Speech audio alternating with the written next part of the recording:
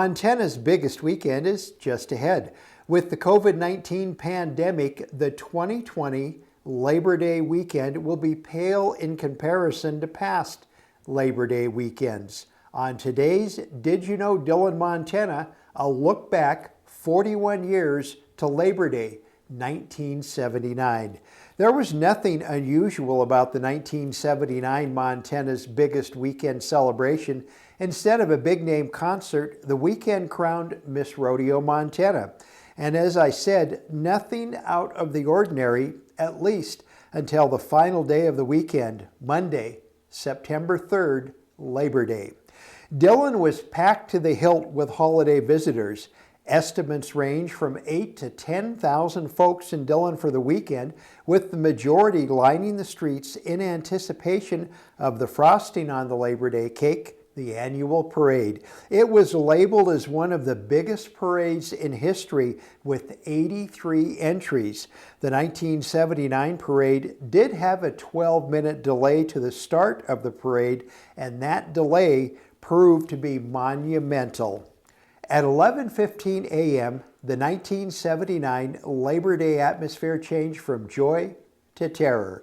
As a parade highlight, two F-106 Delta Dart fighter jets from the 186th Fighter Interceptor Squadron of the Montana Air National Guard were scheduled to do a flyover of the parade. Their flyover was scheduled for the parade's end.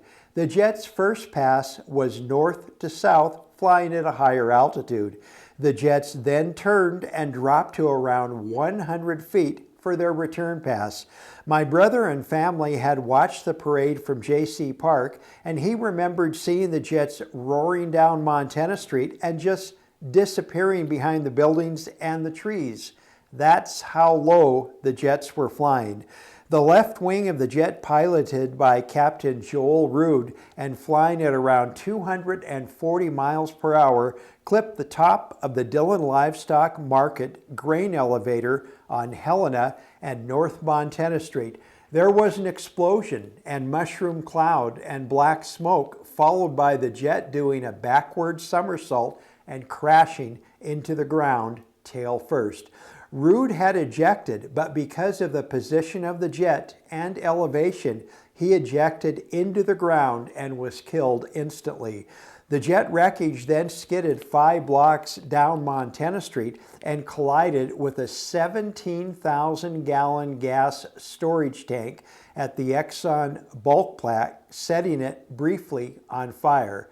Another stroke of luck was the 17,000-gallon fuel shortage tank was only a third full. Unimaginable to think of what might have happened if it would have been full. For the parade spectators, there were seconds of pure terror, but only seconds. The town of Dillon responded heroically. The amazing thing was how well people handled the situation, then Police Chief Paul Smith said. We didn't have any real panic. Instead, everyone, law enforcement officers, firemen, emergency medical personnel, and citizens pitched in and just started to do what needed to be done. Dillon's volunteer fire department was participating in the parade and quickly jumped into action to both fire sites. Dillon volunteer fireman Mark Oling, who was riding one of the trucks, said, "Everyone just rallied around. It was so great, it made you cry." Fire crews from 4 neighboring counties joined the Dillon Department. The U.S. Forest Service responded with 2 fixed-wing aircraft, dropping 3,000 gallons of fire retardant on the fires. A visiting crew, pilots and mechanics, from the Rocky Mountain helicopters of Provo, Utah, were in town on an oil exploration job. The crew had the holiday off. One of their copters was partially dismantled for maintenance when the crash happened. They quickly jumped into action. When both copters were operational, they used 500 and 1,000-gallon buckets and made 20 trips dropping water on the fire. Their charge to the city of Dillon? Nothing. Law enforcement responded in an instant as well. Within minutes of the crash, Dillon was full of police cars, sheriff's cars, highway patrol cars, and the reserve officers working the Labor Day weekend. Those officers and countless volunteers helped evacuate the thousands of parade spectators and downtown visitors. The crash knocked out power for a few hours in Dillon's north end. At that time, the interstate went directly through Dillon. Traffic was rerouted down Idaho Street. Fish and Game Warden Garth Hoagland took charge of that task with the help of dozens of Dillon residents. The 5-block area of the crash site was quickly sealed off by the National Guard. The Shriners Keystone Cops have been regular features of the Labor Day Parade for many years. In 1979, they were thrust into action as real cops. The Shriners, riding their mini bikes, helped direct traffic and evacuate areas threatened by possible explosions. Stock contractor and rodeo producer Reg Kessler, mounted on his horse, warned residents behind the grain elevator to evacuate. John and Mary Ellen Wilkerson made hundreds of sandwiches to feed the hungry firefighters. Ray Wanty and Jim Richardson supplied cold drinks to the thirsty firefighters. The two college students also made sure the just arriving volunteer firemen had their protective helmets and coats. Dillon businessman Bill Kennecke helped clear people out of the downtown area, and KDBM Radio kept Dillon informed in addition to acting as an information clearinghouse for relatives checking on loved ones and connecting lost children with worried parents. Things could have been tragically different if the jet would have been flying south instead of north. And remember that 12-minute parade starting delay? If the parade had started on time, it would have been located directly at the corner where the crash happened.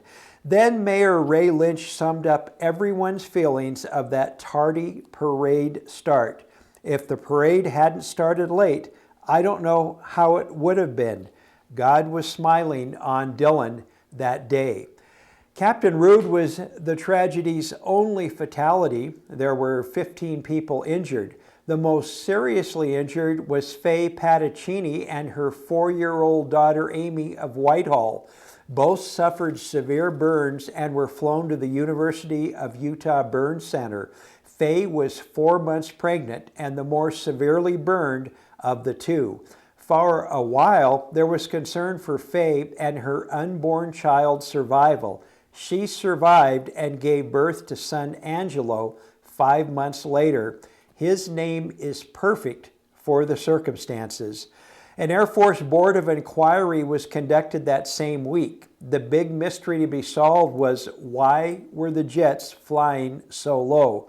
Air Force regulations specify that planes participating in flyovers must fly at least 1,000 feet above the ground. The grain elevator was 109 feet high. The big question was, again, why was Captain Rood was flying so low? At that time, it was reported that National Guard jets would not be allowed to participate in any further flyovers. This tale I've told you was covered in newspapers from East Coast to West Coast on the major television networks and over state and regional radio. There were so many heroes and stories in this disastrous episode of Dillon's history. One newspaper headline called it "Montana Celebration Sees Crash and Burn." Yes, that is an accurate description, but I prefer to look at it as an example of how great our town is. A prime example that when working together, we can overcome adversity of any kind. We invite you to share your memories of that day, September 3rd, 1979, in the comment window below. Stay safe this Labor Day weekend. Now you know, Dillon, Montana.